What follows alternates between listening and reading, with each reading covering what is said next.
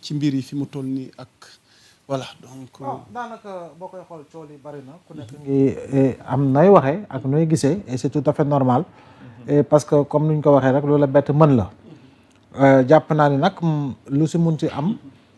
muy Diomaye muy Sonko ab coalition bu diw war a jiite wala diw mële war a jiite waru leen mën a boole. waru leen jaxase parce que li leen boole moo ëpp fop li leen war a jaxase sur le plan politique. Parce que dans l'histoire politique du Sénégal et ailleurs même en Afrique c'est rare nga gis nit boo xam ne pour des raisons purement politiciennes et pour des raisons liées au complotisme dañ ko tere mu dem élection mu daal di jël nit tànn ko ba pare jiital ko jaay Sénégalais yi jaay citoyens yi jikko yi nga xam ne moom la làmboo ba wëlbati ko ne kii sax moom a gën kon bokk loolu bu amee ba Sénégalais yi fal la parce que yow mii bu doon 2024 Ousmane Sonko dafa jël jëwriñ jaase bi jiital ko jamono jooju Sénégalais yi moom la ñuy fal donc loolu c'est une réalité léegi nag le président Bassirou Sénégalais yi fal nañ ko c'est le président de la République la gestion des affaires de l'État Diomaye moo ko yor parce que c'est le président de la République waaye sur le plan politique et purement politique jàpp naa ni warul mën a weccoo keneen ak leneen ak kii nga xam ne moo di Ousmane Sonko ak ñi mu àndaloon depuis autant d'années depuis pratiquement 10 ans di xeex au sein de Pastef ba moom mu def 11 mois de prison ay ñoom Fadilou Keita def 14 mois de prison Ousmane Sonko nga gis li ko fi dal yépp si ay gàllankoor si ay toj vitre si ay jëli kër tëj ko si këram 55 jours ak ñeneen ak ñeneen El Malick Ndiaye ñu takkal ko fi bracelet électronique ay femmes ñu yeew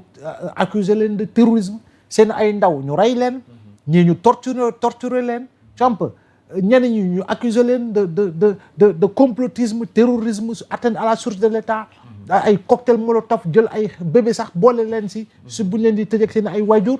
mais yaa Moussa loolu yëpp doo ko dund traversé ko nga yeewoo ñu ne la coalition politique Aïda la wala Mimi la moo leen war a féewale à moins que loolu nekk li nga xam moo fës fekk am na loo xam ne gën na xóot nekk si biir te lu gën a waaw dama ne amaan ma xëy na waaw même bu amee lu xóot lu gën a nekk si biir lu xóot dama ne am na loo xam ne ñoom war nañ koy fàttaliku saa su ne mooy la leen fal la tax sénégalais ànd ak ñoom la ñu jaay sénégalais yi yaa Moussa dans l'histoire politique du Sénégal c'est la première fois laa wax au-delà de jeunes yi fii nga xam ne dañoo bàyyi woon champ politique bi du mooyu ko yaa ngi dégg c'est la première fois nga gis dans la diaspora une telle mobilisation de citoyens sénégalais nekk Amérique nekk Europe nekk Canada nekk feneen c'est la première fois nga gis ñoo xam ne mësuñu def politique mësu leen intéressé am nañu si bari si ñoom daawuñu sax voté mais c'est la première fois qu'il y a autant de mobilisation dans la diaspora kon am na lu ñu gëmoon ñooñu doon cotiser seen xaalis di cotiser ay $1000 ay 1000 €, 500 €, 100 €, 50 € selon la ñu am yaa Moussa kon ñooñu am na lu ñu gëm mais tey jii ni loolu warul nekk France warul nekk loo xam ne day nul à moins de 24 mois de gouvernance à moins de 24 mois de gouvernance ñu ne ok léegi nag comme nu ko Abbas waxee les démons de la division wax naa la fii y a toujours des vautours qui planent dans l'espace aérien du palais tant que ces vautours ne sont pas déplumés il y aura toujours des bisbis yoo xam ne mun na jógee fii nga xam ne juddoo fii nga xam ne moo di palais parce que lay ñëw si yow dafa bari. là il ne faut pas les déplumer. Il faut les tuer. voilà xam nga. bu leen déplumer da nga di rey. voilà léegi la ñëw di la dee ne la yaa fi ne yow la ñu wóolu dama ne préparer déjà 2029 ñu ngi lay nax ambition nag kenn mënu ko tere nit yaa Moussa ambition kenn mënu ko tere nit mais dafa am loo xam ne da leen lëkkale ba pare gis nga ki far ak ku farul jamono ji wuyu ma kenn warta ñaan sax maanaam taqalikoo di am Mamadou Dia ni mu ko waxee bañ bu ma génnee prison bi mu gisee fi Sénégal toll alors que bu ñu àndoon liggéey Sénégal fa mu tolloon jamono jooju en 74 yaa ngi dégg kon raw na ko fop ba ñu multiplier ko par 4 par 5 oui parce que il avait une vision Mamadou Dia il avait une vision claire et il était respecté partout je le rappelle Mamadou Dia bi mu wàccee Budapest en Hongrie ba mu demee Budapest wàcc fa en Hongrie les gens se demandaient kii kan la si noir ba ñu ko accueillir façon bii parce que gars yi mosuñu gis daanaka lu mel noonu et c'était Mamadou Dia qui était venu en visite officielle à Hongrie complotisme politique moo ko éliminé parce que quand on détient le pouvoir on n'a pas besoin de faire un coup d'état or c'est Dia qui détient le pouvoir parce que nous étions dans un régime semi-parlementaire léegi nag yow boo ñëwee ñi nga xam ne ñoom la ñuy tudd si biir coalition bi jowrin léegi bul def séparation sax kii nee na moo mi ngi toog si Aïda wala kële mi ngi toog si Mimi ñi nekk si coalition boobu yëpp jël leen daanaka nga teg leen ne le nga boole leen ak Modap ñu dem élection Modap dóor leen yaa ngi dégg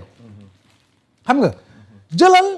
ñi nga xam ne ñoo nekk si coalition boobu yëpp nga boole leen ak Mojib xaw ma Mojib la du noonu la Abbas Mojib dóor leen donc pour dire que juste pour dire que la représentativité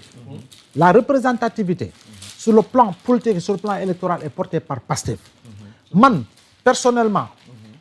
bi coow li amee laay doog a xam ni ndekete diw mi ak diw mi si coalition Diomaye lañ ne te ñooñu noonu jamono ji yëkkati kaddu di wax si 14 mois yi ou si 16 mois yi yëkkatiwuñu benn kaddu Sénégalais yi bu ñu demee ak émotion on y va avec raison yaa Moussa dañu dem ak raison de laa wax na Sénégalais yi ki far ak ki contre yëpp déglu bu wax ma ndax lu ma dëgg la ñoom ñëpp 90% yi si ñoom Sénégal depuis 16 mois li muy traversé si jafe-jafe ñooñu noonu di def jamono ji conférence de presse naan man naa ñu ñoo fal Diomaye ñu ñoo joxe récépissé si 16 mois yi amul benn yoon bu ñu addu pour wax si liggéey ndaw ñi si difficulté liggéey ndaw ñi amul benn yoon bu ñu addu si wax si difficulté économique au Sénégal amul benn yoon bu ñu addu pour wax si reddition des comptes amul benn yoon bu ñu addu pour wax si wàllu hydrocarbures pétrole ak gaz naka lañ ko war exploiter vision bi lan la amul benn yoon boo xam ne wax nañu loo xam ne concerné na waxuma la kii nga xam ne dafa farak nguur mais le citoyen sénégalais tout court pour te dire tey jii ñoom ñëpp ngi jëfër tu sais pourquoi parce que jàpp nañu ni am nañu occasion féewaloo bu amee ñenn ñi dem ñoom danañu leen tabb si ay poste de responsabilité ñu nekk ministre wala nekk DG wala nekk leneen si biir nguur gi il n'y a que leur personne qui les intéresse du Sénégal moo leen intéressé kon en réalité li am baam mooy ñii nga xam ne ñoo nekk seen biir ñoom déjà au sein de Pastef dañoo xam ni ñaari frère dans si biir langue bi ñoom ñoo am réero et c'est tout à fait normal kon boog ñoom déjà nañu def tànk yoo xam ne en réalité dafay andi li nga xam ne moo di ni ñu koy waxee booloo au-delà des considérants ñu nekk si biir langue politique bi jàpp na ne am na ñoo xam ne ñu ngi si langue diine gi dafa am loo xam ne dañ koy rôle boo xam ne da leen war Maître Bamba Cissé bu mu demee seeti xalif général des Layènes semaine dernière kàddoom bu mujj lan la ko wax bu leen nangu dara féewale leen bu leen nangu dara ak kenn féewale leen donc loolu c'est importantissime un peu pour véritablement en tenir compte parce que en réalité xam nga tey jii wax naa la ko sur le plan de l'État Diomaye bu jëloon décision Sonko nekk d'accord ma Sonko Diomaye ne ko la décision lii la ñuy def Sonko sera obligé de l'appliquer tu sais pourquoi parce que c'est le président de la République au-delà de toute autre considération yi nga xam nañu lépp nu mu demee c'est le président Trump donc loolu mënoo xam nga doo ko doone non dafa def erreur mais sur le plan politique encore une fois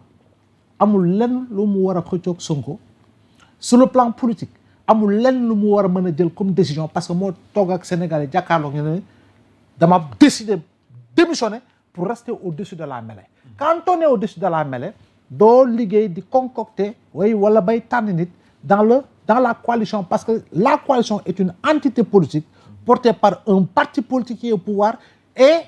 parti à la tête duquel se trouve le président du parti te fii c'est Sonko qui est à la tête du PASTEF. foofu laay parce que tour de table war nañ ñëw ci wàllu médiation ñu dox ngir jàmm mais yow dama bëgg ci coalition googu nga tudd benn coalition la woon waaye fi mu ne nii détachement am na beneen coalition taxaw bii Aïda Mbodj nekk à la coordination selon Ousmane Sonko bële Mimi Touré nekk à la tête te ki nga xamante ne moom mooy njiitum réew mi moom moo ko jiital te ñaar soxna yi nga xamante ñoom ñoo jiite ñaari kuréel yooyu elles ne sont pas n'importe qui. Vous parlez tantôt de demande de la division. Maintenant fii nu toll nii tey Grand Laye politiquement parlant ndax Diomaye acte gi mu posé à travers Mimi Touré c'est stratégique parce que am na échéance yu ne suñu kanam. je dis yaa Moussa. waaw il n'y a aucun acte stratégique laa wax boo xam ne di nga ko poser parce que stratégie boobu c'est voué ñu baal ma à l'échec. Politiquement tu sais, parlant. non, politiquement parlant, je dis bien, politiquement parlant, tu sais pourquoi? Parce que il n'y a aucune représentativité derrière. Et un parti, c'est Avec Aminata Touré non, à la tête. non, je dis. Aujourd'hui, on nous apprend qu'il y a 22 formations Non, politiques. waa yoo léegi xamante ne rejoindre yow nañu. tu es tu es journaliste. Moi, je suis journaliste. Merci Ismaïla ci Jamba illustration bi. Abbas, il est journaliste. Man personnellement, liste bii ngay wax nii. Liste bii xanaa ma gis sa kanam. Mais 90% man le journal je les connais pas. loolu moo am defal micro-trottoir et fait véritablement pose la question aux Sénégalais ndax xam nga diw ak diw ak diw ak diw. Les Sénégalais ne les reconnaîtront pas. Ou beaucoup je dis pas les Sénégalais mais beaucoup de Sénégalais ne les reconnaîtront pas. Donc stratégie booy teg kuréel bu nekk sa ginnaaw wuyu ma porté ko tu sais yaa Moussa élection législative yi bu la yeewul dara du la yee parce que pour la première fois depuis 2000 un parti après leur arrivée au pouvoir dem moom kese élection ba pare am 130 députés sur 165 c'est une première. Wade il est parti à toutes les élections avec la coalition Sopi autour de la CAP 21. Macky de 2012 à 2024 il est parti à toutes les élections avec la coalition Benno Bokk Yaakaar. loolu gis nga yaa Moussa c'est édifiant sur le plan politique te yooyu yaa leen tudd même bu fekkoon ni laa wax de ma jeexal foofu même bu fekkoon ni jawrin Sonko ak Diomaye am na différent bu gën a profond Aminata nga tudd Touré Mimi ak Aïda Mbodj nga tudd ñoom ñaar quel que soit par ailleurs Sonko ne la bul bàyyi amee kii ni Diomaye ne ko bul bàyyi même bu fekkee ne am na leen si suuf sax seen yoon waru si nekk ñoom ñaar xam lu ñu war a def quel que soit par ailleurs ñoom ñaar différents politiques ñu am ñoom jamono ji bu fekkee ñoom gëm nañu Sénégal bëgg nañu Sénégal jiital nañu Sénégal ñoom ma bëgguñu ko de déedéet je parle comme ça rek mais deme ne ñoom ñaar ñooy jàppoo seen loxo dem ba si Diomaye ne ko maak moom ñi ngi nii bàyyi nañu dem ba si Sonko ne ko maak ña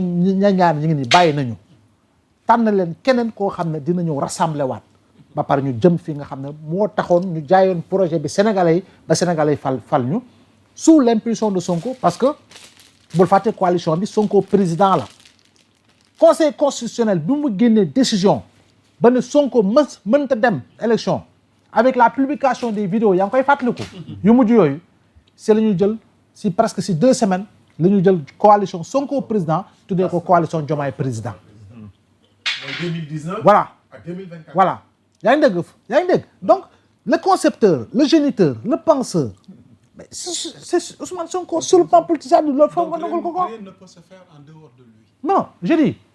rien ne saurait se faire en dehors de lui parce que comme je te l'ai dit si jamono ji fi ñu toll ak